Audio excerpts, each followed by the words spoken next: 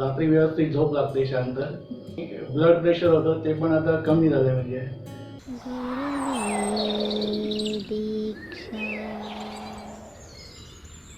नमस्कार, माझं नाव अमोल आहे आणि मला रेकी शिकायची इच्छा होती आणि इकडे येण्याचा निर्णय घेतला आणि पहिल्या डिग्रीची दीक्षा घेतली.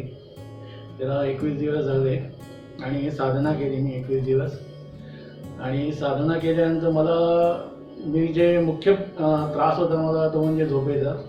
झोप येत नव्हती रात्री, तर तो त्रास गेलेला आहे आता. रात्री व्यवस्थित झोप लागते, शांत. सकाळी उठल्यानंतर फ्रेश वाटतं आणि संपूर्ण दिवस चांगला जातो. नाहीतर आधी असं व्हायचं की झोप न झाल्यामुळे पूर्ण एकदम कशातच म्हणजे मन लागायचं नाही, काही करायची इच्छाच व्हायची नाही एकदम. तो एक फरक पडला. आणि ब्लड प्रेशर होतं ते पण आता कमी झालं. म्हणजे पल्स रेट मी चेक करतो नेहमी, तो नॉर्मल असतो, खूप जास्ती जात नाही. पूर्वी 100 पर्यंत जायचा म्हणजे गोळी न घेता. आता साधारण 80च्या खाली असतो, गोळी नाही घेतली तरी.